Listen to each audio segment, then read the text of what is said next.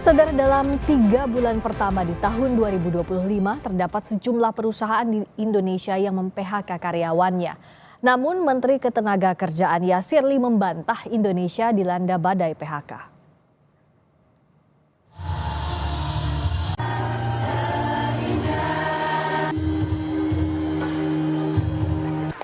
Ancaman badai PHK. Sejumlah perusahaan mem-PHK pekerjanya. Di Jawa Tengah, PT Sritek Group harus mem-PHK karyawannya setelah Pengadilan Tata Niaga Semarang memutuskan pilot. Lebih dari 10.000 karyawan PT Sritek di PHK. Saya juga terkena PHK kemarin.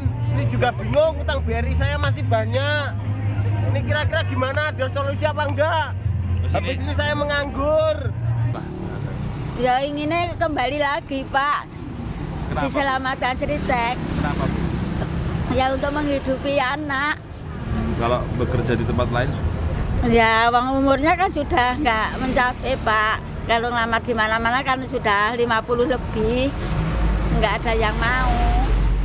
Di Garut, Jawa Barat, PT Dandi Internasional yang punya lebih dari 2.000 karyawan dinyatakan pilot dan ditutup 3 pekan lalu. Para pekerja pabrik pembuat bulu mata palsu ini mendirikan tenda di depan pabrik. Mereka mengaku bingung dengan kejelasan nasib mereka. Yang dilakukan oleh karyawan meminta kejelasan kepada pihak perusahaan dan meminta bantuan kepada pemerintahan Kabupaten Garut untuk kejelasan hak-hak kami sebagai karyawan, yaitu pesangon dan uang BPJS belum jelas kepada kami. Dua pabrik piano milik Yamaha Indonesia juga akan menghentikan operasinya pada tahun ini. Imbasnya, lebih dari 1.000 karyawan terancam mengalami pemutusan hubungan kerja atau PHK.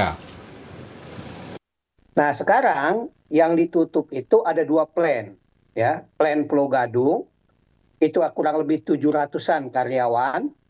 Kemudian yang plan di MM 2100 Cikarang, Cibitung ya, itu kurang lebih 350-an karyawannya. Nah, sebetulnya ini sudah berproses dari 1 tahun yang lalu. Sekarang memastikan karyawan itu mendapatkan hak-haknya. Itu terhadap manajemen. Menteri Ketenagakerjaan Yasir Limpo membantah kabar Indonesia dilanda badai PHK. Menaker menyatakan telah mengecek beberapa perusahaan yang dikabarkan melakukan PHK.